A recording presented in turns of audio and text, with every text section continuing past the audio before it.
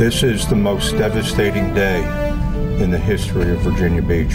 Tragedy in Virginia Beach. A city worker opened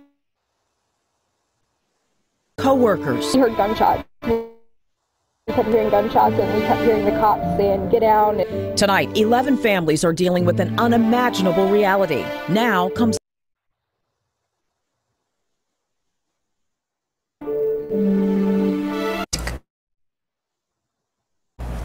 the grief is real. The pain is real. This is something we are all dealing with tonight. Hours later, the scene outside of the Virginia Beach Municipal Center is still active. You're looking live there. You see the lights, the police lights, detectives still piecing together exactly what happened this afternoon. Our neighbors were killed this afternoon. There's no real way to make sense of violence like this. That's a process that will take months or years, if ever. But we can help you understand what happened today. Police updated us a little more than an hour ago. That's when we learned 13 people in total are now dead. Several others are hurt. Doctors are working to save them right now. We also know the gunman worked for the city. Officers shot and killed him after a long gun battle. Here's what Chief Jim Severa had to say. Our process is always to notify family members prior to releasing names. We do know who the suspect is. We have not been successful in notifying certain family members. Once we are able to do that, we will release his name once. We're going to mention his name once, and then he will be forever referred to as the suspect, because our focus now is the dignity and respect to the victims in this case and to their families. Our 13 News Now team is helping piece together this story. Jacqueline Lee is at Centera Virginia Beach General Hospital, where doctors are treating some of the victims. Allie Weatherton is with families at Princess Anne Middle School. We're also getting more perspective from Robert Boyd, but we begin with the latest from Adriana D'Alba. Tonight, heartbreak.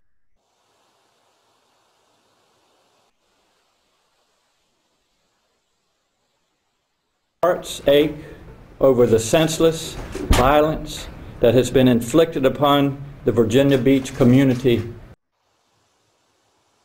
Gunman walked into the public works floor, shooting people with a handgun with multiple magazines. The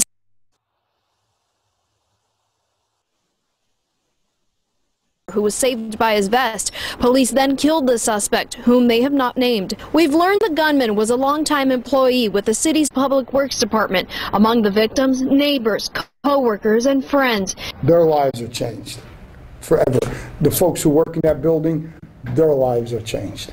I have a number of officers right now who are processing through what best could be described as a war zone. In a few words, Virginia Beach Mayor Bobby Dyer said it all. Today is Virginia Beach's darkest hour. His focus now, helping the victims' families. All right, here's the latest now from Centera tonight. We know 3 people are being treated at Centera Virginia Beach General Hospital. 2 are in critical condition. 1 is in fair condition. 2 died at the hospital. Another was flown from Centera Princess Anne, Centera Norfolk Trauma Center. One person took themselves to Princess Anne and has now been released, we're told. Let's bring Jacqueline Lee into the conversation. She is live at Centera Virginia Beach General Hospital tonight. Jacqueline? Nicole, I spoke with multiple people walking in and out of the emergency room. None of them wanted to talk on camera. None of them were related to the victims, but one woman did tell me she was in absolute disbelief.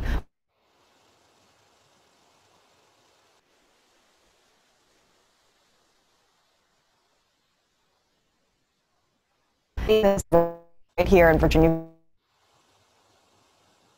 Beach. The second the Nightingale Regional Air Ambulance rotors fired up, it immediately indicated a much darker clock this afternoon. Nightingale took off to pick up a patient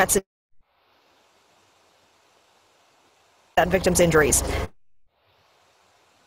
Centera Level 1 trauma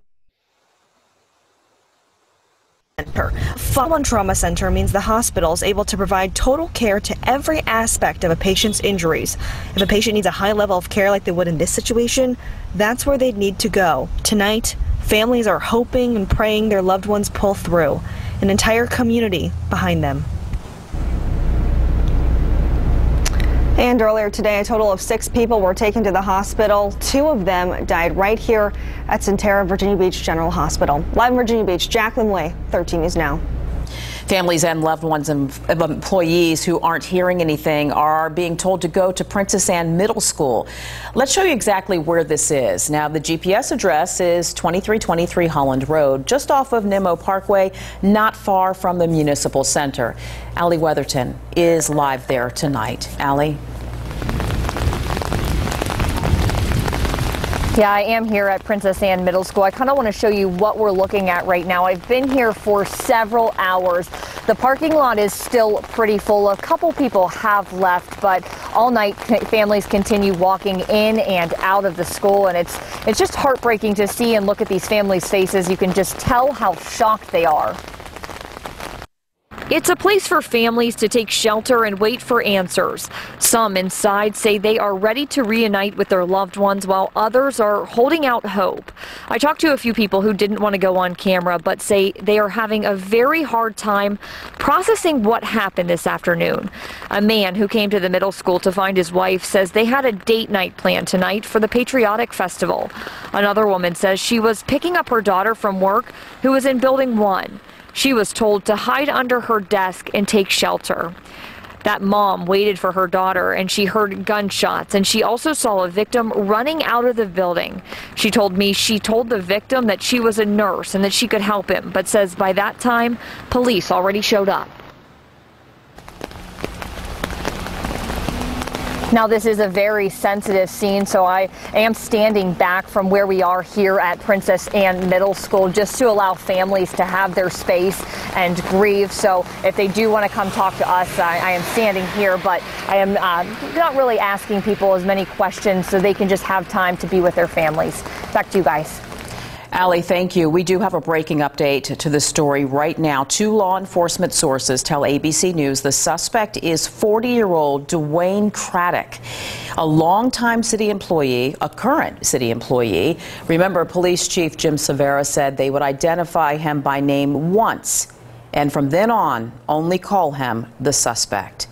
Now, in the middle of all of this, storms rolled through parts of Hampton Roads. You just saw Allie with her umbrella out there, heavy rain coming down there at the scene. You may have seen lightning.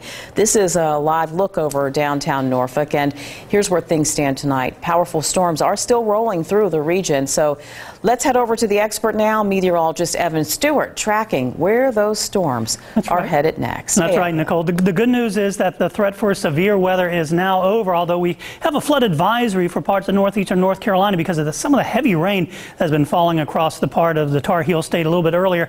And we had, again, this one line of thunderstorms that was moving out of central Virginia, and these thunderstorms moving out of North Carolina sort of converging here over top of Hampton Roads. Some of the heaviest of the rain this evening has been down across northeastern North Carolina. So we had that flood advisory until 1:15 for Camden, Currituck, Pasquotank, and Perquimans County. Still picking up some of that moderate rain across southern parts here of Currituck County as you work your way down 158 towards Poplar Branch, Jarvisburg, and over towards the Outer Banks.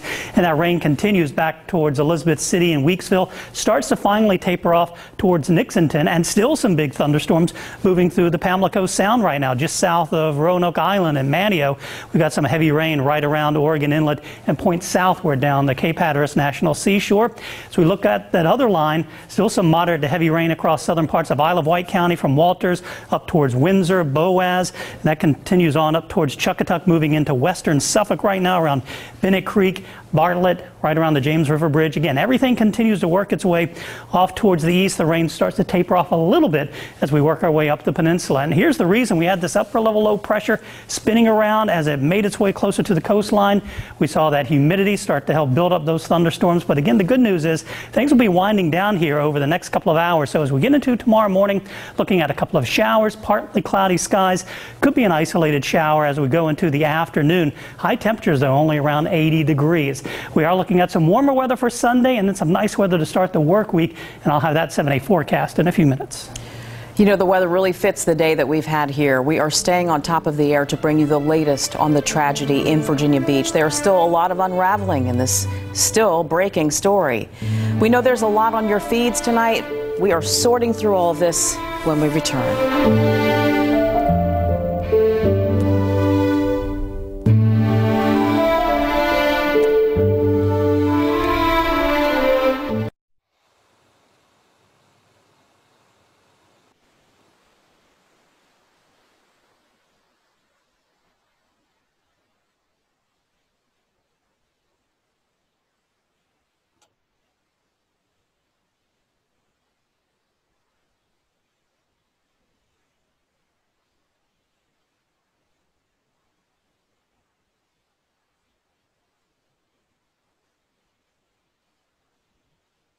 Across America with Mega Jackpots. It's Mega Millions. What's up, America? I'm John Grote. It's Friday, May 31st, and tonight's Mega Millions jackpot is an estimated annuitized $444 million. To win that jackpot, you must bet C's 5 white ball plus that gold mega ball. Now, let's see if I can make you a millionaire tonight. Our first winning number tonight is 67. That's followed by 8. Up next, we have 26. Your next number is 7, and your final white ball for this Friday evening is 65. Now for the Mega Ball number, that is 4. Again, tonight's winning numbers are 67, 8, 26, 7, 65, and the gold Mega Ball is 4. Now, if no one matches all 6 numbers, Tuesday's jackpot can be $475 million. Good luck and play on, America. 13 News Now welcomes the Union Bank and Trust Patriotic Festival from May 31st to June 2nd at the Virginia Beach Oceanfront and 5th Street. Don't miss 3 days of concerts from award-winning artists including Old Dominion, Luke Combs, and Kane Brown. Tickets are on sale now at whisperconcerts.com. Presented by Chevrolet.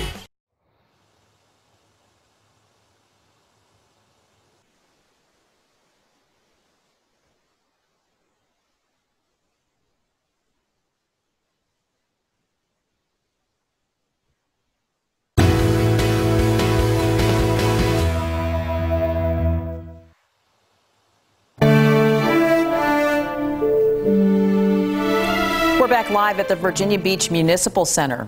12 people killed this afternoon by a gunman. That gunman was killed by police. We know he was a city employee, and even after that most recent news conference, there are still some pieces of the puzzle we don't have. 13 News Now reporter Stephen Graves is here to verify fact from fiction. Yeah, we know you guys have heard a lot over this whole day, so we're going to make sure we break some things down for you. First, we don't know the identity of these victims yet. We know there are 12, but police have not named any of the people who have passed away.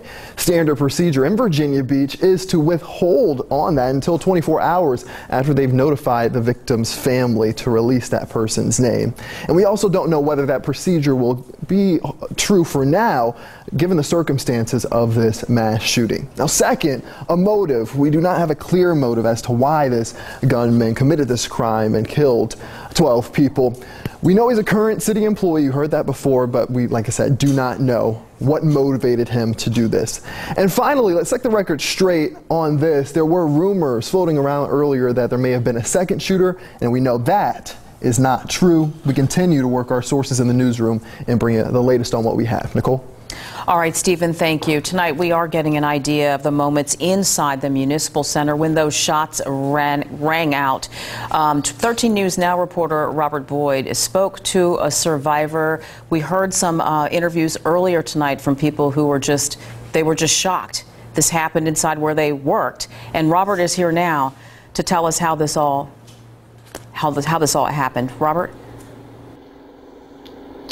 Well, I did speak with a woman who was working in building number 2 when the shots rang out. She is actually an administrative assistant for public utilities, which is essentially a desk job. She never leaves the office. So the last thing she ever imagined when she went into work today is that she would be hiding in the back of the office praying for her life.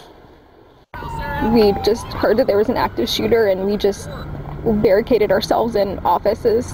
Megan Benton huddled alongside 20 of her coworkers, a desk propped up against the door. She was praying the suspect didn't enter. We heard gunshots. We kept hearing gunshots, and we kept hearing the cops saying, "Get down," and we just wanted to try to keep everybody safe as much as we could, and just trying to stay on the phone with 911. Gunshots could be heard across the Municipal Center parking lot at Building 10A. where police officers told Sharia Cook not to go near the windows. I'm just going through a lot of emotion because it's way too much killing going on, and I'm just glad that they alerted us in enough time so we wouldn't be outside when everything was occurring. While back at Building 2, Megan wondered if these were the last moments of her life. Like, I have an 11-month-old baby at home, and all I could think about was him and trying to make it home to him. Megan says the Public Utilities Department is like a family. They see each other every day. Not knowing who is alive and who is dead is heartbreaking. We just were trying to text everybody because, like you said, like, we knew everybody, but we didn't know where everybody was at that time, so we were just trying to find out, like, you know, if our friends were safe, if the people that we knew were in the office were safe. The whole time, as they crouched together, trying not to make too much noise, Megan thought to herself, why? I just don't know why anyone would do something like that. I don't know what would possess somebody to just come in and just start shooting at people. Other municipalities around the region, so that'll be one of the first questions I ask. Now, Megan also said that she wants all those family members of the victims who suffered in the shooting today to know that her and her fellow employees did all they could to protect everyone they could get to. But the fact of the matter is, this gunman went to 3 different floors. There was no way that Megan and her coworkers were going to be able to try to protect everyone. And she says the worst part about all this is eventually her and her fellow public utility workers will return to work at some point in the future. Eventually, they will go back to some sort of offices. And when they do go back, some of their fellow coworkers won't be there because the last time they saw them alive was today. It's just unimaginable. Robert, thank you.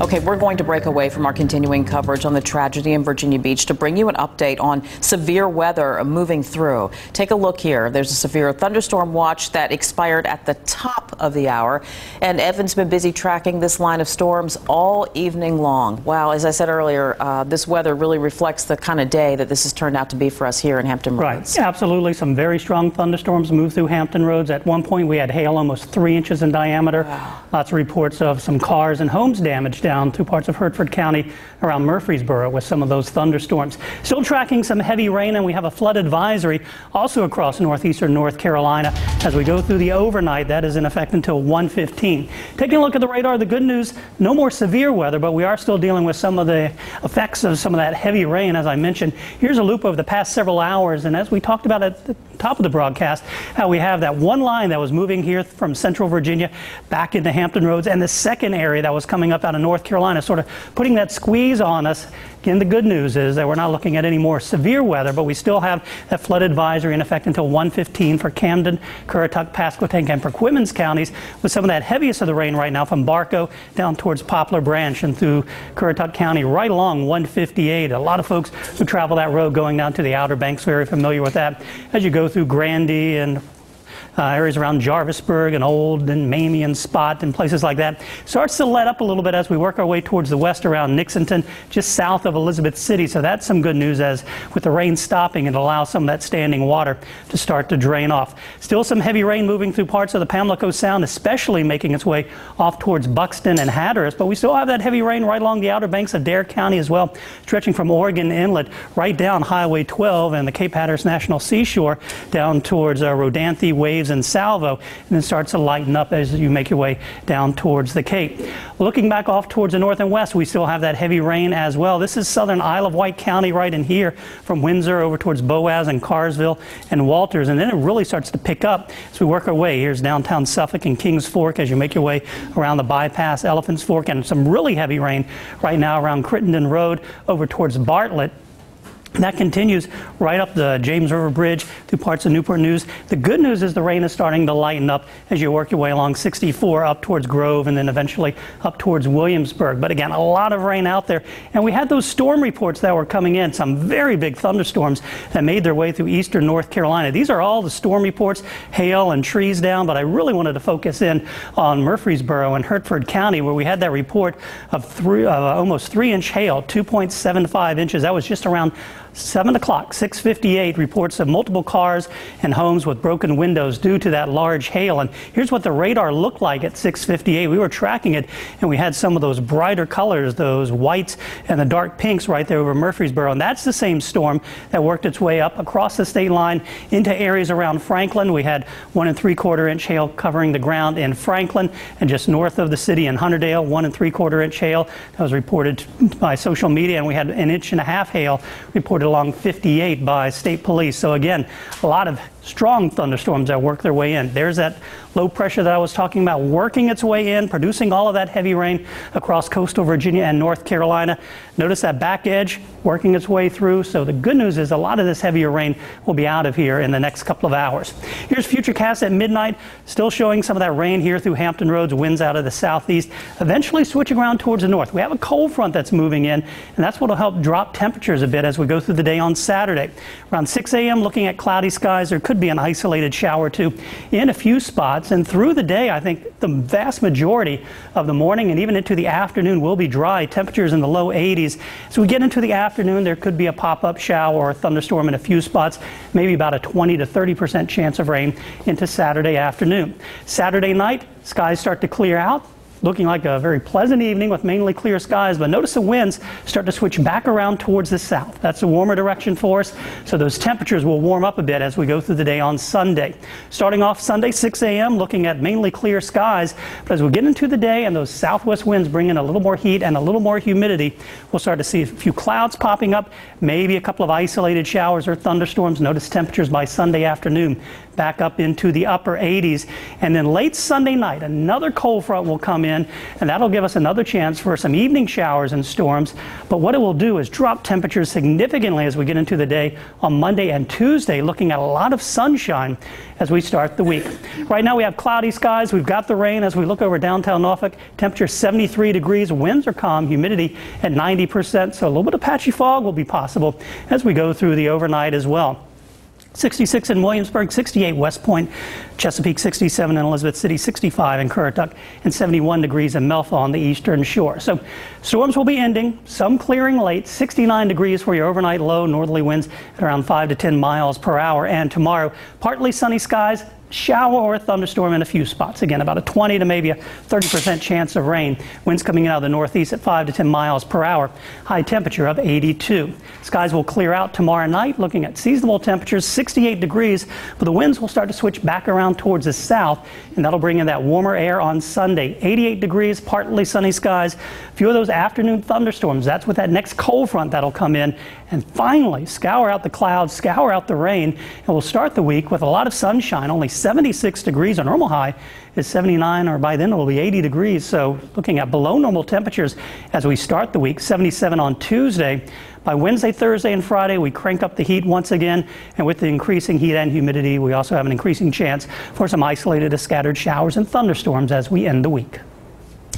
All right, thank you, Evan. Keep the 13 News Now app handy overnight. We'll be sure to send out an alert when there are new watches and warnings handed down. All right, what I'd like to do is go quickly over the press conference that we saw about an hour ago. There's a lot of information, so I'm going to try to organize it the best I can. We heard from 3 people during that press conference. We heard from Governor Northam. We heard from Mayor Bobby Dyer and Police Chief Cervera. And I'm going to first start with Governor Northam. Just a couple of quotes. He says the people that were affected were all someone's child. They were all someone's son, daughter, friend, brother, sister, mother. These are all people. We don't know their names yet. We will soon. But this whole event has left a hole in Virginia Beach right now. Mayor Bobby Dyer saying this is the city's darkest hour. And then Chief Cervera coming up and talking about the details of what exactly happened when this gunman opened fire in Building 2 in the Municipal Center. He said that at any time, 400 city workers can be in that building. When you think about that, 12 people died. There could have been 400 people in that building hurt. That just goes to show the kind of work that these police officers have done today, the doctors, the nurses, everyone involved in helping people survive. They called it a long-term gun battle inside that building. The gunman holding a .45 caliber handgun with a suppressor, which is like a silencer, an extended magazine, firing with police officers for some time. He wouldn't give a specific time. Even when the man went down after shooting at these police officers, Chief Cervera says they rushed in to give him first aid. The shooter, they gave him first aid. He said cops were doing what cops do. Now, they found victims on every level. We know, again, there are 12 people that were killed, 13 if you include the suspect. And there's one thing he wanted to do, and we mentioned this name earlier, but we're not going to say it again. The suspect. That's who he wants him to be remembered as, just the suspect. He wants us to remember the victims, keep them and their dignity alive the next coming days and weeks and months. The things that we don't know at this time, if those people were specifically targeted, if those were all city employees inside that building who were killed, who were injured. But we're going to continue to update you as soon as we know more, again, in the coming days, nights, months, and hopefully not longer than that. Nicole? All right, Philip, let's just talk. We've got Janet Roach here, and, you know, we've all been covering this now for hours. Let's just talk about some of the points that we brought up throughout our coverage earlier in case somebody missed something. First of all, Virginia Beach schools. Virginia Beach Public Schools, they're going to have counselors on hand beginning Monday, and they say pretty much as people need them throughout the week, okay? The Family Assistance Center, you know, Allie was there. They've seen 90 people seek support. We don't know who is related to these victims. And, you know, imagine that as a child. If you have to go through this, you're probably confused anyway, like, what is going on? How did this happen? Yeah, you're afraid. You're asking your parents now, you know, why did this happen? Mm-hmm. You know, are these people that we know? Is this going to happen again? You're terrified. I'm happy to see that the school system has already put that out, mm-hmm. that they're going to have counselors there. I know, as I mentioned earlier, if there's just one child in that school, any school, the entire school will be affected. Sure. You know, because they'll think, well, I know that child, and was that child's parent affected, and that child is my friend, mm-hmm. and now I feel for that, you know, for that student. Sure. And then that, of course, will affect the teachers, the entire administration. So you could imagine just the ripple effect that this is causing. So I was glad to see that. And beginning tomorrow morning at 10 o'clock, you're going to see people in the community coming together, because we do have a vigil tomorrow at 10 at Regal Cinemas. This is at Strawbridge Marketplace, and all are welcome. And that will be going on at 10 o'clock, a prayer vigil. And my bet is that this is going to be the first of many to come. Oh yeah, and this one's hosted by Lifehouse Virginia Beach. So again, mm-hmm. they welcome everyone to come out there. We also spoke to the American Red Cross earlier, and they are doing what they can. They're at the scene tonight. They're offering water. They're offering a listening ear to people. And, you know, if you're sitting at home and you've been watching this coverage, and, you know, this is our town, these are our people, and you're wondering, what can I do? Well, the Red Cross says, look them up online, offer to volunteer. Also, you could donate blood, because you never know. We're just beginning the tourist season, a busy season now, where mm-hmm. people, mm-hmm. they travel, and they're going to need blood donors for different things. Hopefully nothing else like this again. But that's something you can do if you're wondering how you can help. Yeah, and we know that the Red Cross, you think about the Red Cross, you think about hurricanes, you think about fires. You might not think about mass shootings, but they train for that as well, and they are on the scene. They're helping the families, and they're helping the first responders as well, and they're going to be providing some mental health counselors. We also heard from Dr. Kathleen Anderson from Centera Hospital.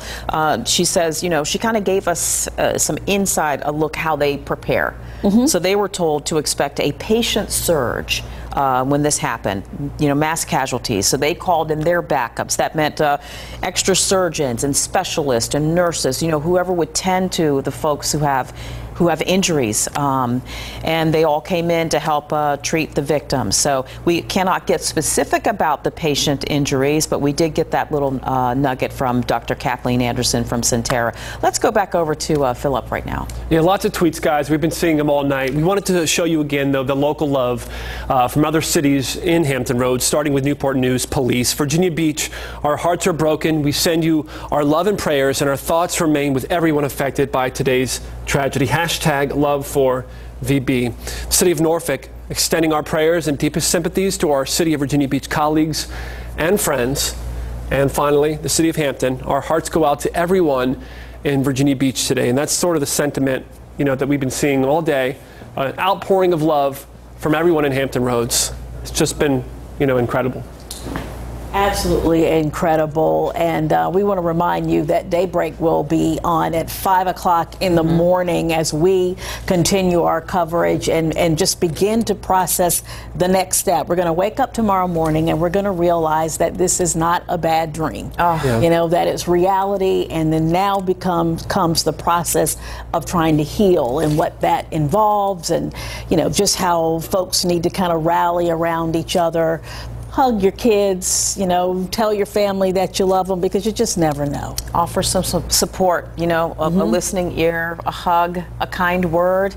Be kind to each other. I think we need this. Yeah, we really do. Tragic day. I'm just looking back over one of the first tweets from Governor Northam, and this is a tragic day for Virginia Beach and our entire Commonwealth. My heart breaks. My heart breaks for the victims of this devastating shooting, their families, and all who love them. Your heart just breaks. I used to live in Virginia Beach. You live in Virginia Beach. Yeah. You're I grew from up in Virginia Beach. You are from this area. You grew up in this area. So, we all can certainly feel, we understand just how beautiful this community is. Sure. And how hard this is going to be over the next several weeks, just trying to get beyond this. And it really affects so many people. It's more than just looking at 12 people dead. As the governor said, they were all someone's child, and many someone's parent.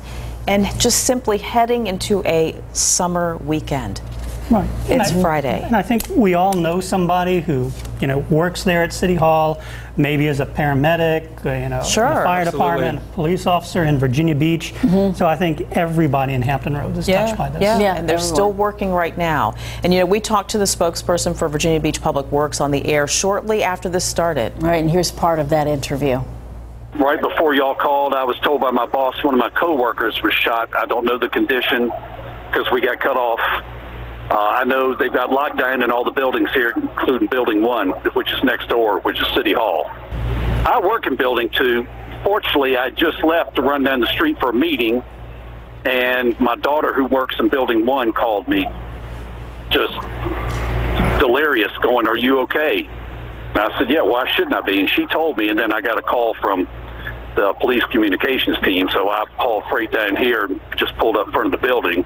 And then one of my coworkers over in Building 1 texted me saying, "What's going on?" I just saw a bloodied employee. So I let her know, and like I said, the police have been all spread out. There hadn't been an opportunity for me to go running up bothering them, saying, "What's the latest?" That's Drew Langford, City of Virginia Beach, one of the first people on the scene as we were reporting. He pulled up in his car. He wasn't in the building, but he works in that building, knowing coworkers and friends that, were a part of that situation. At the time, he didn't even know what was going on, really. Yeah, it didn't know. I'm just listening to that. I'm imagining just as the night unfolded and him learning more and more and more. The shock, right? The reality of it. Knowing so many of the victims and now trying to deal with that. And Chief Severa said also, this is very important, we have numerous victims and families. Let's keep their dignity and respect. Their lives have changed. They really have. And they're going to sleep. They woke up not knowing this is how they were going to go to sleep tonight, where they have a family member who didn't come home, or a family member who's being treated at the hospital for just a random act like this. Tragic act. Random. And then again, let's not forget about the first responders. They were remarkable today. They saved lives, responding to the scene as quickly as they did, getting into a long, drawn-out gun battle with this suspect until they brought him down. A lot of people